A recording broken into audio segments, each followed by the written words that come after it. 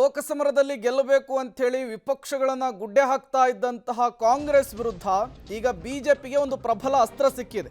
ಅದೇ ದಕ್ಷಿಣ ಭಾರತದ ಪ್ರತ್ಯೇಕ ರಾಷ್ಟ್ರದ ಕೂಗು. ಇದೇ ವಿಚಾರಕ್ಕೆ ಸಂಬಂಧಪಟ್ಟಂತೆ ಒಬ್ಬರಾದ್ಮೇಲೆ ಒಬ್ಬರು ಸ್ಟೇಟ್ಮೆಂಟ್ ಕೊಡ್ತಿದ್ದಾರೆ. ಡಿಕೆಶಿಗೆ ಸಿಎಂ ಅಧಿಕಾರವನ್ನು ಬಿಟ್ಟುಕೊಟ್ಟಿದ್ದಾರಾ?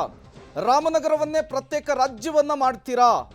ಡಿಕೆ ಸುರೇಶ್ ದೇಶದ ಜನರ ಮುಂದೆ ಕ್ಷಮೆಯನ್ನ ಕೇಳಬೇಕು. ಸಂಸದ ಡಿಕೆ ಸುರೇಶ್ ವಿರುದ್ಧ ಮಾಜಿ ಸಚಿವ ಕಾರ್ಕಳದ ಶಾಸಕ ಸುನಿಲ್ ಕುಮಾರ್ ಅವರು ಕಿಡಿ ನುಡಿದಿದ್ದಾರೆ, ಬೆಂಕಿಯನ್ನ ಉಗುಳಿದ್ದಾರೆ. ಹಾಗಾಗಿ ಹತಾಶೆಯಿಂದ ಬೇಸರದಿಂದ ಹೇಳಿಕೆಗಳನ್ನು ಕೊಡಬೇಕಾದ್ರೆ ಅದು ವಿಭಜನೆ ಹಂತಕ್ಕೆ ಎಲ್ಲೂ ಕೂಡ ಹೋಗಬಾರ್ದು. ಆ ಹತಾಶೆ ಹೇಳಿಕೆಗಳು ಸಮಾಜವನ್ನು ಒಡೆಯುವಂತಷ್ಟರ ಮಟ್ಟಿಗೆ ಬೆಳಿಬಾರ್ದು. ಭಾರತ್ ಜೋಡೋ ಯಾವ ವಿಷಯದಲ್ಲಿ ಬೇಕಾದರೂ ಇರಲಿ, ಆದರೆ ದೇಶವನ್ನು ಭಾರತ್ ಜೋಡೋ ಒಂದು ಮಾಡುತ್ತೆ ಅಂತಾದರೆ ಅದು ಒಳ್ಳೆಯ ಸಂಗತಿಯೇ. ದೇಶವನ್ನು ಒಂದು ಮಾಡುವಂಥ ಯಾವ ಚಟುವಟಿಕೆಗಳು ಈ ದೇಶದಲ್ಲಿ ನಡೆದರೆ ಅದನ್ನು ನಾವು ಸ್ವಾಗತಿಸ್ತೇವೆ. ನಿಮ್ಮ ರಾಷ್ಟ್ರೀಯ ನಾಯಕರು ಭಾರತ್ ಜೋಡೋ ಅಂತ ಹೇಳ್ತಾರೆ, ರಾಜ್ಯ ನಾಯಕರು ಭಾರತವನ್ನು ವಿಭಜಿಸ್ತಾರೆ ಅಂತಂದರೆ ಕೇಂದ್ರ ನಾಯಕತ್ವಕ್ಕೆ ಮತ್ತು ರಾಜ್ಯ ನಾಯಕತ್ವಕ್ಕೆ ಭಿನ್ನಾಭಿಪ್ರಾಯಗಳಿದೆಯಾ?